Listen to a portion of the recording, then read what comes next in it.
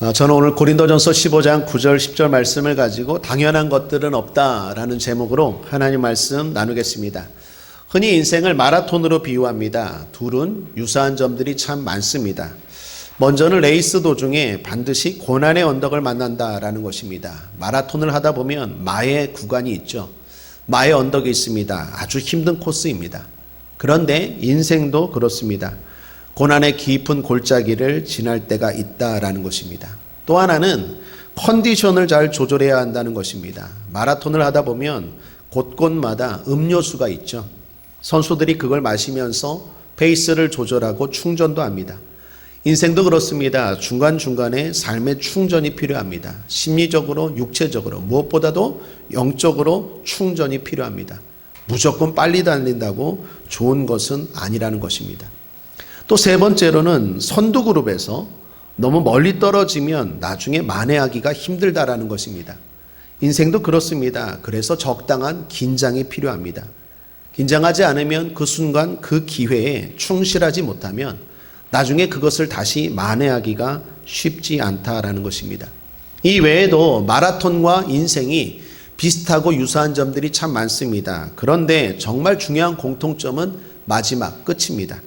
둘 다 끝에서 판가름 난다라는 것입니다. 마라톤도 마지막 1등이 진짜 1등이죠. 인생도 그렇습니다. 마지막이 끝이 중요하다라는 것입니다.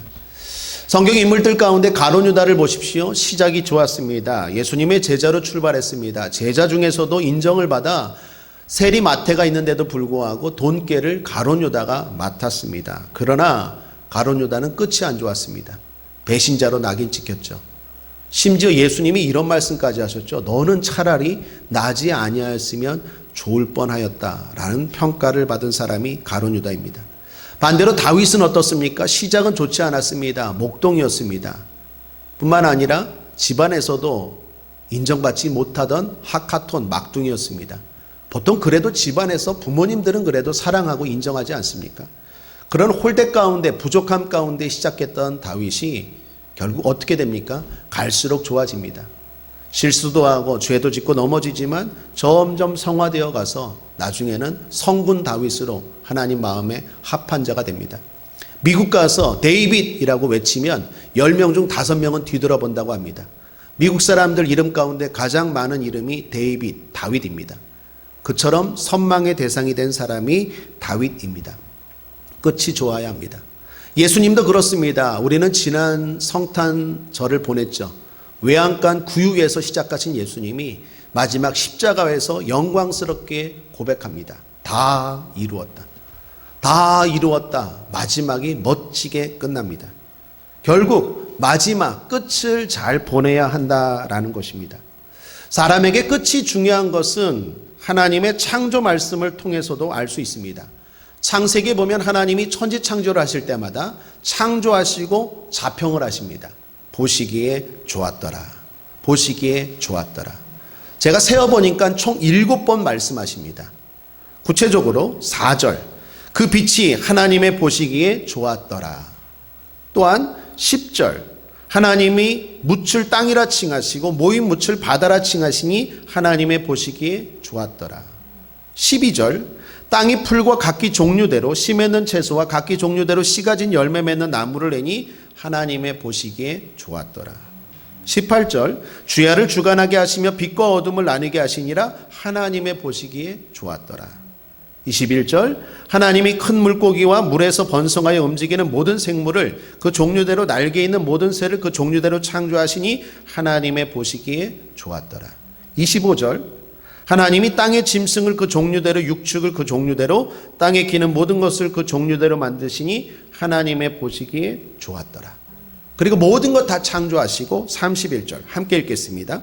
하나님이 그 지으신 모든 것을 보시니 보시기에 심히 좋았더라. 저녁이 되며 아침이 되니 이는 6째 날이니라. 다 창조하시고 나서 보시기에 좋았더라. 보시기에 좋았더라. 그리고 마지막에 심히 좋았더라. 그런데 유심히 보시면 인간을 창조하시고 나서는요, 이 말씀이 없어요. 왜 그러셨을까? 이거에 대해서 학자들 또 많은 사람들이 생각하고 추측했습니다. 특별히 탈무드 아시죠? 이스라엘의 율법, 윤리, 철학, 관습, 역사에 대한 랍비들의 생각을 기록한 탈무드에 보면 이것에 대해서 이렇게 해석합니다. 하나님이 인간을 창조하시고 보시기에 좋았더라라고 말씀하지 않은 것은 인간을 미완성으로 만들었다라는 것이랍니다. 즉 갈수록 완성되는 것이 인간의 몫으로 남겨두었다라는 거예요. 하나님은 다 완성품이지만 인간만은 미완성으로 만들어서 각자 자신이 하기에 달렸다라는 거예요. 그러므로 사랑하는 여러분, 그런 의미에서 저와 여러분은 계속 좋아져야 하겠습니다. 흔히 말하듯이 시작은 미약하나 갈수록 창대하게 되기를 주님의 이름으로 축복합니다. 결국은 끝이 좋은 인생은 각자의 몫에 달려있다라는 것입니다. 저와 여러분은 갈수록 좋아져서 복에 복을 더하시고 지경에 지경이 넓어지고 마지막에 끝이 좋은 인생 되기를 거듭 축복합니다. 이처럼 끝이 중요합니다. 특별히 오늘은 2020년도 마지막 주일 하나의 끝입니다. 어떻게 끝을 맺어야 할까요? 어떻게 마무리하는 게 참 복된 마무리일까요? 묵상하고 기도하다가 은혜라는 단어를 하나님으로부터 받았습니다. 하나님의 은혜를 생각하는 것, 그 은혜를 고백하는 것, 그 은혜에 합당하게 반응하는 것, 결국 은혜입니다. 은혜로 잘 마무리합시다. 기사를 통해서 알게 되었습니다. 당연한 것들이라는 제목의 노래가 요즘 사람들에게 큰 인기를 끌고 있다고 합니다. 가수 이적 씨가 만든 노래입니다. 이 노래를 백상예술대상 시상식 중에서 아이들이 나와 불렀는데 듣는 사람들이 눈물을 흘릴 정도로 감동을 받았다고 합니다. 이후로 사람들의 관심이 많아져서 실제로는 지난 4월에 SNS로 나왔는데 사람들의 큰 관심을 통해서 음원으로까지 발매되었다라고 합니다. 그 노래 가사를 제가 찾아보니까 이렇습니다. 그때는 알지 못했죠. 우리가 무얼 누리는지. 거리를 걷고 친구를 만나고 손을 잡고 껴안아 주던 것, 우리에게 너무나 당연한 것들. 처음엔 쉽게 여겼죠. 금세 또 지나갈 거라고. 봄이 오고 하늘 빛나고 꽃이 피고 바람 살랑이면은 우린 다시 돌아갈 수 있다고. 우리가 살아왔던 평범한 나날들이 다 얼마나 소중한지 알아버렸죠. 당연히 끌어안고 당연히 사랑하던 날 다시 돌아올 때까지 우리 힘껏 웃어요. 잊지는 않았잖아요. 간절히 기다리잖아요. 서로 믿고 함께 나누고 마주보며 같이 노래를 하던 우리에게 너무 당연한 것들. 우리가 살아왔던 평범한 나날들이 다 얼마나 소중한지 알아버렸죠. 당연히 끌어안고 당연히 사랑하던 날 다시 돌아올 거예요. 우리 힘껏 웃어요. 당연히 끌어안고 당연히 사랑하던 날 다시 돌아올 거예요. 우리 힘껏 웃어요. 당연한 것들에 대한 소중함, 그리고 그날들이 속히 돌아오기를 바라는 간절함과 소망이 담긴 노래였습니다. 이 노래와 함께 영상이 뒤에 이렇게 나왔는데 가사와 매칭되어서 참 감동이 되었습니다. 특별히 마지막 그 영상의 문구가 이런 문구가 뜨더라고요. 당연한 것이 그립습니다. 여러분, 오늘 우리의 마음을 터치하고 우리의 마음에 큰 감동과 울림을 주는 문구 아닙니까? 당연한 것이 그립습니다. 그런데 사랑하는 여러분, 당연한 것들이 회복되기 위해서는, 그 그리운 것들이 빨리 회복되기 위해서는 어떻게 해야 할까요? 그건 역설적으로 당연하게 여겼던 것들이 원래는 당연한 것이 아니었음을 알아야 한다는 것입니다. 당연한 것이 아님을 아는 것이 당연한 것들, 소중한 것들을 지키는 지혜인 줄 믿습니다. 예를 들어 우리 고3 친구들이 이번에 대부분 대입시험을 치렀습니다. 그리고 끝나자마자 열풍이 불었습니다. 알바 열풍. 저마다 알바하려고 돈 벌려고 그냥 눈에 쌍심지를 끼고 어디 돈 되는 곳 없나 하고 막 인터넷으로 가게마다 돌아다니고 있습니다. 거기서 돈을 좀 벌었나 봐요. 그리고 나서 하나같이 얼굴들이 초췌해 갖고 돌아와서 하는 이야기. 목사님, 돈 벌기 너무 힘들어요. 다 효자 효녀가 됐어요. 자기들이 당연하게 책 사고 당연하게 학교 가고 당연하게 먹고 군것질하고 노는 것들이 사실은 당연한 게 아니었죠. 그게 다 부모님의 땀과 눈물과 수고가 있었던 거 아니겠습니까? 여러분, 더 나아가서 우리에게는 하나님 아버지의 은혜 아닙니까? 하나님 아버지의 은혜가 있었기 때문에 우리가 당연하게 생각하는 것들이 사실은 당연한 것이 아니었죠. 그 하나님의 은혜를 아는 사람들이 바로 성도요, 바로 저와 여러분인 줄 믿습니다.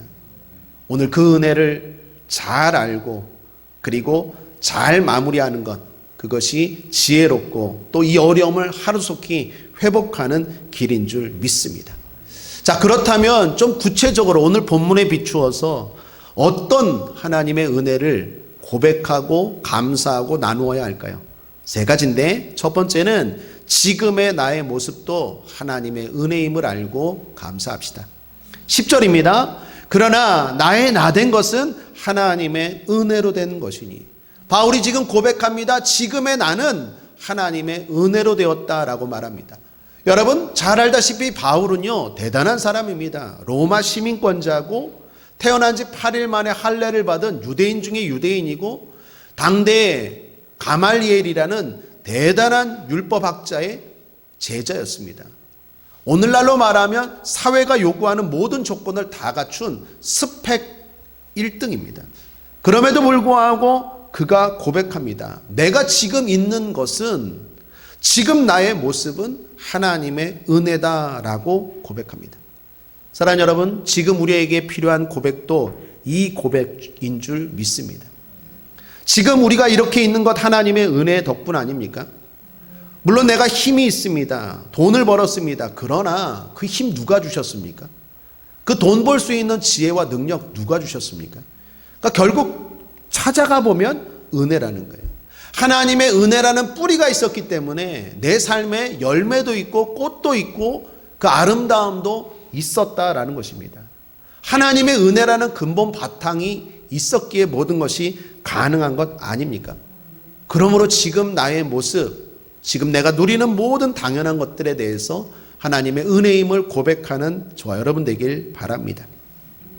두 번째로, 한 해 동안 수고한 것도 하나님의 은혜입니다. 10절 하반절에 보면 바울이 고백합니다. 내가 모든 사도보다 더 많이 수고하였으나 내가 아니요 오직 나와 함께 하신 하나님의 은혜로라. 수고했습니다. 그런데 바울이 말합니다. 그것까지도 하나님의 은혜다라고 고백합니다. 여러분, 바울이 주를 위하여 얼마나 수고 많이 했습니까? 특별히 고린도후서 11장에 보면 그가 어떤 수고를 했는지 조금은 알 수 있는 내용이 나옵니다. 23절부터 28절까지 읽어보면 저희가 그리스도의 일꾼이냐 정신없는 말을 하거니와 나도 더욱 그러하도다. 내가 수고를 넘치도록 하고 옥에 갇히기도 더 많이 하고 매도 수없이 맞고 여러 번 죽을 뻔하였으니 유대인들에게 40에 하나 감한매를 5번 맞았으며 3번 태장으로 맞고 1번 돌로 맞고 3번 파선하는데 일주야를 기품에서 지냈으며 여러 번 여행의 강의 위험과 강도의 위험과 동족의 위험과 이방인의 위험과 시내의 위험과 광야의 위험과 바다의 위험과 거짓 형제 중에 위험을 당하고 또 수고하며 애쓰고 여러 번 자지 못하고 줄이며 목마르고 여러 번 굶고 춥고 헐벗었노라. 이 외의 일은 고사하고 오히려 날마다 내 속에 눌리는 일이 있으니 곧 모든 교회를 위하여 염려하는 것이라.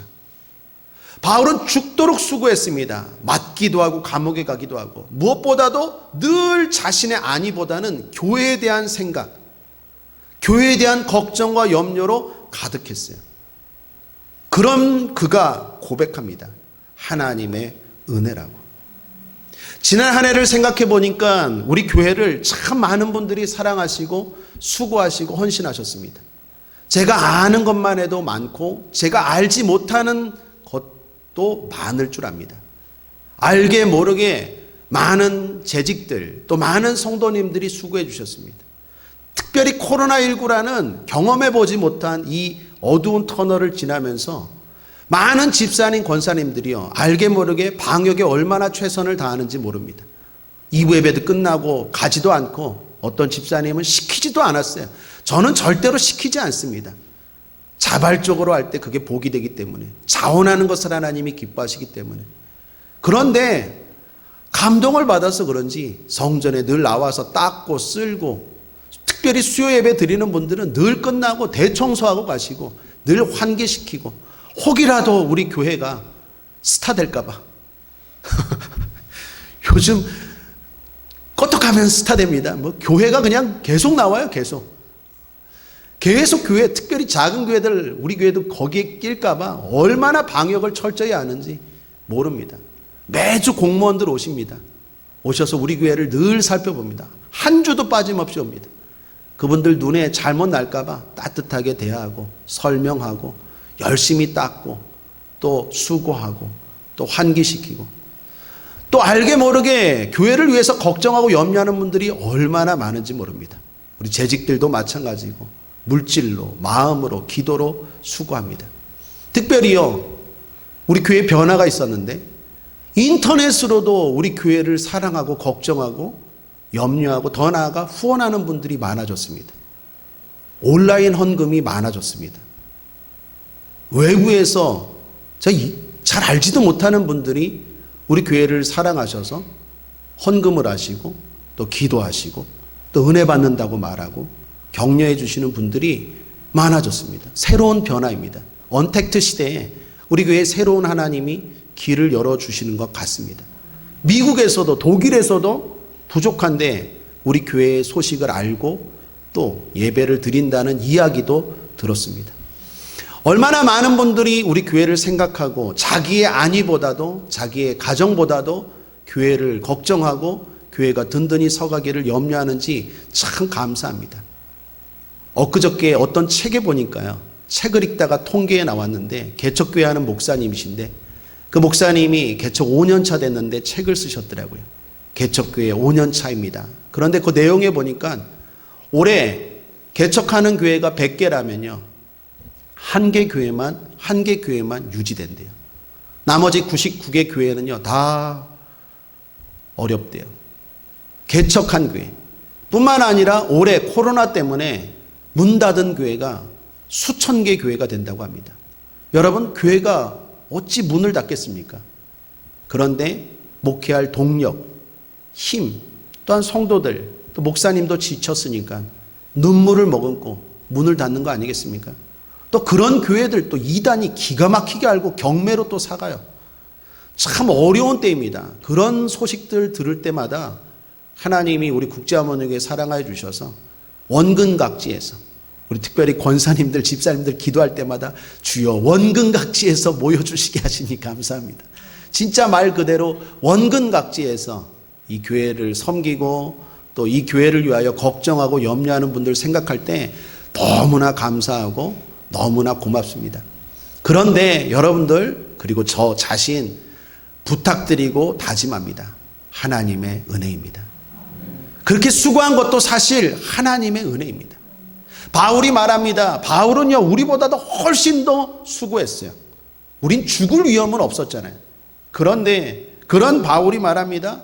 하나님의 은혜라고. 어떻게 이렇게 고백할 수 있을까요? 비결은 자기의 실체를 알기 때문에 그래요. 9절입니다. 함께 한번 읽어보죠. 시작. 나는 사도 중에 지극히 작은 자라. 내가 하나님의 교회를 핍박하였으므로 사도라 칭함을 받기에 감당치 못할 자로라. 바울은 자기의 실체를 정확하게 직시하고 있어요. 나는 지극히 작은 자래요. 큰 자가 아니에요. 작은 자래요. 뿐만 아니라 하나님의 교회를 핍박했대요. 물론 우리가 잘 알다시피 바울은 핍박했습니다. 그런데 사실 우리도 그렇지 않습니까? 직접적으로 핍박하지 않은 것도 있겠지만 관심 없는 것 뿐만 아니라 사명 감당하지 않는 것도 간접적인 핍박 아니겠습니까? 우리도 부족한 게 많죠.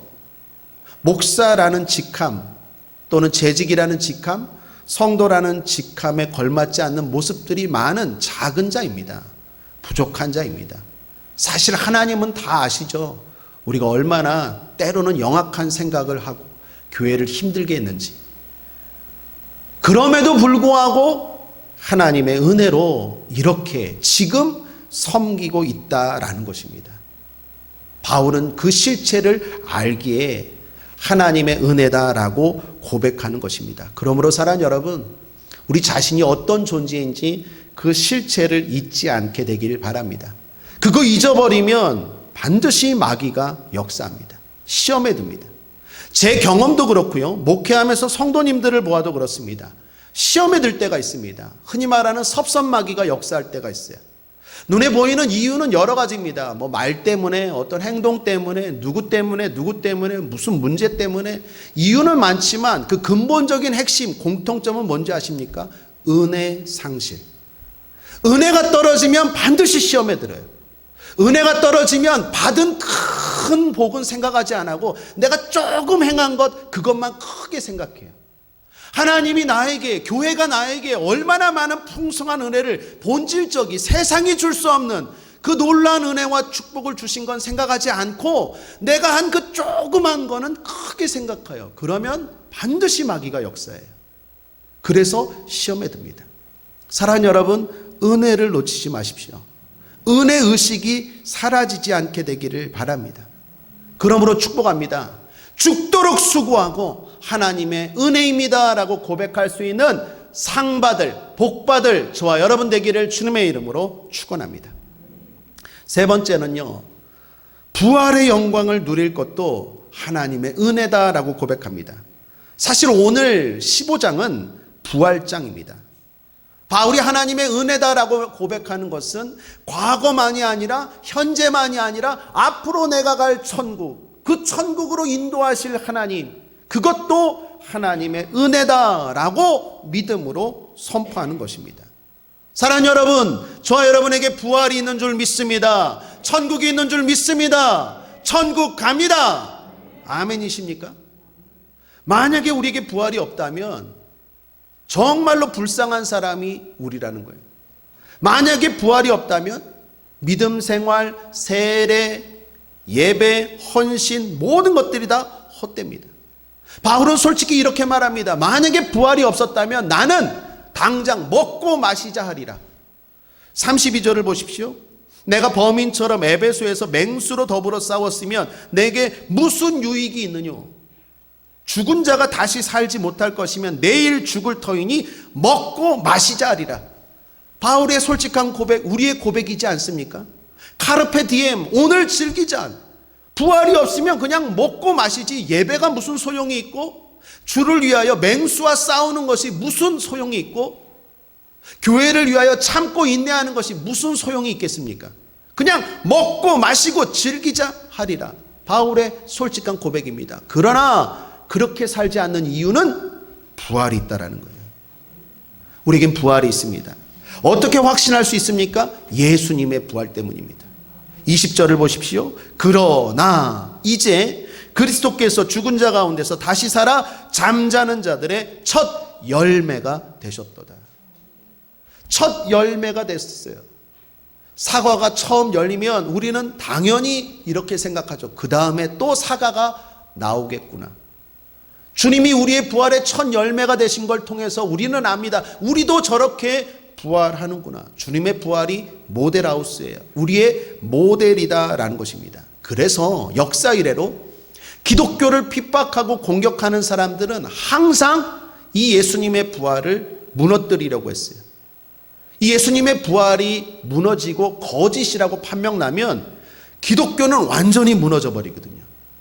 성경은 가짜가 되고 모든 것이 헛돼 버립니다. 그래서 예수님 이래로 수많은 사람들이, 기독교를 싫어하는 안티 기독교인들이 부활은 거짓이다, 부활은 가짜다라고 수도 없이 주장했어요.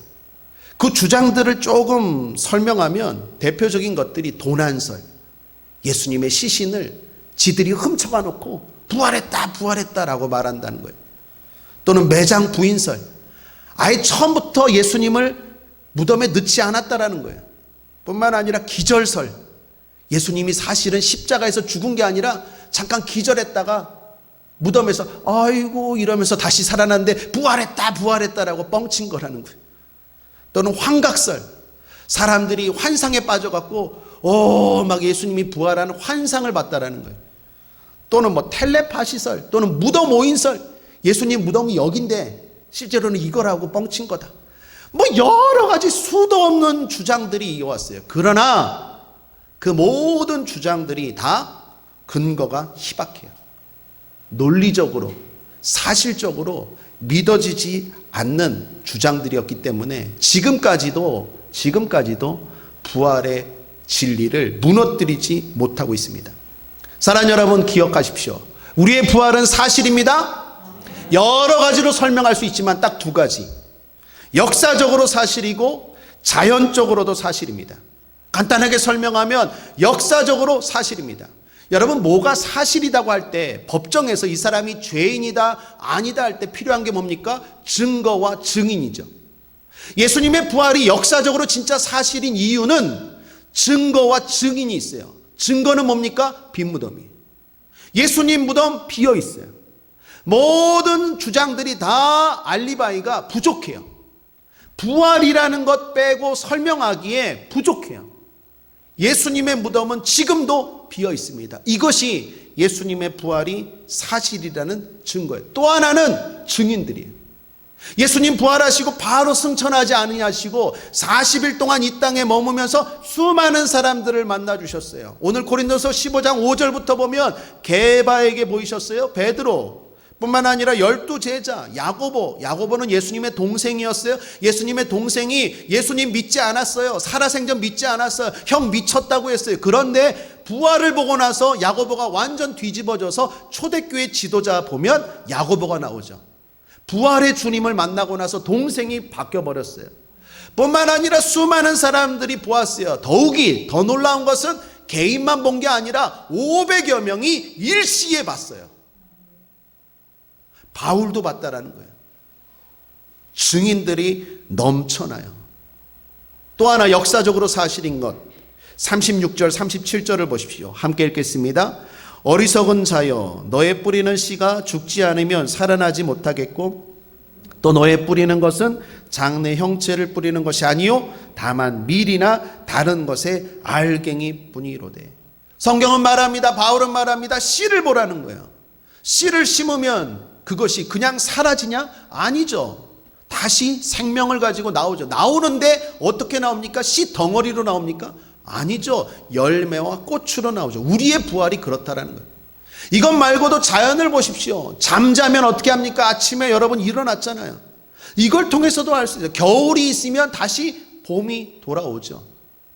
끝이 아니라 새로운 시작, 부활이 우리 앞에 있는 줄 믿습니다. 그러나 더욱 놀라운 것은 이게 믿어진다는 거예요. 부활이 사실인 것보다도 그 사실을 믿는 내가 더 놀랍다라는 거예요. 하나님의 은혜 아닙니까? 제 친구들 가운데 전도하면서 제 주변 사람들에게 전도하면서 제가 논리적으로 성경적으로 아무리 설명해도 믿지를 않아요. 저보다 더 똑똑하고 저보다 더 잘난 분들인데도 불구하고 믿지를 않아요. 이렇게 근거가 확실한데도. 그런데도 또 다른 질문, 또 다른 이유를 대면서 결국 논쟁에 끝이 없더라고요. 중요한 건요, 아무리 이게 사실이라도 믿어지지 않는 사람이 있는가 하면 믿어지는 사람이 있어요. 하나님의 은혜인 줄 믿습니다. 단도직입적으로 질문합니다. 여러분, 부활을 믿습니까? 하나님의 은혜입니다. 은혜 중에 은혜입니다. 저는 장례식 갈 때마다 제가 실감합니다. 진짜 제가 부활이 믿어지더라고요. 옛날에는 죽음이 무서웠어요. 옛날에 우리 동네 상여 막 들어오면요, 얼마나 무서웠는지 몰라요. 꿈에도 나오고 죽음 자체가 무섭고 상가 장례식장 얼씬도 하지 않았어요. 그런데 지금은 달라요. 진짜 부활이 믿어진다니까요. 이 성도님이, 이 권사님이, 이 장로님이, 이 안수집사님이 진짜 죽어서 소멸되는 것이 아니라 천국에서 만날 게 믿어져요. 이게 내 힘으로 된 겁니까? 내 머리로? 아니요. 하나님의 은혜예요. 여러분, 부활이 믿습다고 아멘 하셨는데 하나님의 은혜에 감사하시길 바랍니다. 부활신앙, 그것은 하나님의 은혜로 밖에는 설명할 수 없습니다. 그러므로 사랑하는 여러분, 말씀을 정리하면서 두 가지만 적용하고 권면드립니다. 하나는 은혜를 생각하고 감사하며 마무리하는 오늘 2020년도 마지막 주일 예배 되기를 주님의 이름으로 축복합니다. 지금의 나에 대해서 하나님의 감사하십시오. 수고한 것도 하나님의 은혜라고 고백하십시오. 상이 있을 것입니다. 무엇보다도 하나님 천국이 믿어져요. 부활이 믿어져요. 웬 은혜요, 웬 감사인지 하나님 은혜에 감사합니다 고백할 수 있게 되길 바랍니다. 우리에게 응답하시고 우리를 살피시는 그 하나님의 은혜에 감사하십시오. 우리 청년 하나가 지난주에 저에게 말하더라고요. LH에서 짓는 집이 당첨이 됐대요. 청년들은 다 당첨되는 거 아니니? 그랬더니 경쟁률이 35대 1인데 당첨됐다는 거예요. 주변에 아는 언니도 떨어지고 아는 오빠도 떨어지고 다 떨어졌는데 본인은 그 임대 아파트라고 하죠. 그 임대 아파트에 당첨이 되었다고 너무 좋아하더라고요. 내년에 들어간다고. 그런데 얘기하면서 왜 내가 여기에 당첨되었을까 기도하면서 곰곰이 생각해 봤더니 하나님이 생각나게 하신 사건이 하나 있더래요. 우리가 지난번에 3개월 동안 특별 기도하지 않았습니까? 근데 이 친구가 3개월 다 기도한 건 아니고 한 며칠을 작정하고 새벽 기도를 나왔어요. 근데 집이 하늘도시예요. 하늘도시에서 새벽 기도 드리려고 걸어서 왔어요. 어떻게 왔어요? 걸어서 왔어요. 여러분, 하늘도시에서 여기까지 걸어오지 않은 분들은 말을 하지 마세요. 얼마나 멉니까? 얼마나 추워요? 근데 걸어서 왔어요. 걸어서 오면서 거기 공사하는 그걸 바라보면서 그냥 속으로 그랬대요. 저 집 하나 있으면 좋겠다. 그런데 하나님이 기도하는데 그게 생각나게 하시는 거예요. 하나님이 그 기도를 들으셨다라는 거예요. 제가 그 청년의 말을 듣고 복음성가가 생각났어요. 주만 바라볼지라라는 복음성가 후렴 부분에 보면 이렇게 가사가 있죠. 하나님 인자한 귀로서 언제나 너에게 귀 기울이시니 어두움에 밝은 빛을 비춰주시고 너의 작은 신음에도 응답하시니. 여러분, 하나님은 우리가 잘 정제되고 논리적인 기도만이 아니라 우리의 탄식, 우리의 신음, 우리의 마음의 읊조림, 중얼거림까지도 하나님은 다 들어주시고 응답하시더라는 거예요. 저도 그 얘기를 듣고 그 청년의 얘기를 듣고 은혜 받아서 가만히 생각해 보니까 그때는 몰랐는데 지나고 보니까 다 하나님이 응답하셨더라고요. 간절히 기도한 것도 있지만 그냥 생각하고 그냥 속으로 바라고 했으면 좋겠다는 것도 지금 하나님이 다 이루어 주셨더라고요. 할렐루야. 저만 그럴까요? 그 청년만 그럴까요? 여러분의 삶 가운데도 그런 하나님의 은혜가 넘쳐나는 줄 믿습니다. 그거 생각하시고 그거 고백하시고 그거 하나님 앞에 합당하게 영광 돌릴 때 하나님은 더 큰 감사할 일들을 베풀어 주실 줄 믿습니다. 두 번째, 하나 더 권면합니다. 성령의 은혜를 구하고 승리하시길 바랍니다. 오늘 고린도전서는요, 고린도라는 도시에 사는 고린도 교회 성도들에게 바울이 보낸 편지입니다. 여러분 알다시피 고린도라는 도시는요, 영적으로 아주 피폐한 도시였습니다. 욕심과 욕망, 음란함이 가득한 도시가 고린도라는 도시였어요. 그래서 영어로 콜린시안 하면 아주 음란한 퇴폐적인 이런 뜻이죠. 바로 그 도시라는 이름에서 유래된 단어가 콜린시안이에요. 그런 도시의 교회였습니다. 문제가 많았어요. 분쟁도 많았고, 고린도전서를 읽어보면 아주 어렵고 분쟁과 다툼이 많았던 교회가 고린도 교회였습니다. 그 교회 성도들, 그 가운데서 믿음을 지키고 신앙을 지키고 영적 싸움하고 승리하는 성도들에게 바울이 부활을 이야기하면서 끝으로 이렇게 권면합니다. 유명한 말씀이죠. 58절 함께 읽겠습니다. 시작. 그러므로 내 사랑하는 형제들아, 견고하며 흔들리지 말며 항상 주의 일에 더욱 힘쓰는 자들이 되라. 이는 너희 수고가 주 안에서 헛되지 않은 줄을 알림이니라. 사랑하는 여러분, 우리가 살아가는 이 시대, 우리가 살아가는 이 도시가, 또 우리가 살아가는 이 섬기는 우리 교회가 여러 가지로 부족하고 또 세상이 음란하고 욕심과 욕망이 가득하고 뿐만 아니라 우리 교회에 여러 가지 아픔과 문제가 많을지라도 섬기고 지키고 헌신하는 여러분들 잊지 마십시오. 우리의 수고가 헛되지 않을 것입니다. 하나님이 기억하십니다. 부활이 있습니다. 그러므로 흔들릴 때마다 성령의 은혜를 구하십시오. 우리 앞서 불렀던 찬송가 178장처럼 은혜가 풍성한 하나님은 오늘도 그 성령의 은혜를 믿는 자 한 사람 한 사람, 구하는 자 한 사람 한 사람에게 풍성한 은혜를 주실 줄 믿습니다. 은혜가 소멸되지 않고 상실되지 않고 그 풍성한 은혜의 힘으로 오늘도 견고하고 흔들리지 말고 더욱 힘써 전진하는 복받고 상받을 저와 여러분 되기를 주님의 이름으로 축원합니다. 기도하겠습니다. 하나님 아버지 감사합니다. 2020년도 마지막 주일입니다. 하나님의 은혜에 감사하고 하나님의 은혜에 합당하게 영광 돌리는 이 시간 되게 하여 주옵소서. 더 나아가 하나님의 풍성한 은혜를 더욱 허락하여 주셔서 그 은혜의 힘으로 하나님 앞에 영광 돌리고 끝까지 승리하는 견고하고 흔들리지 않는 우리가 되게 하여 주시옵소서. 감사드리며 예수님의 이름으로 축복하고 기도했습니다. 아멘.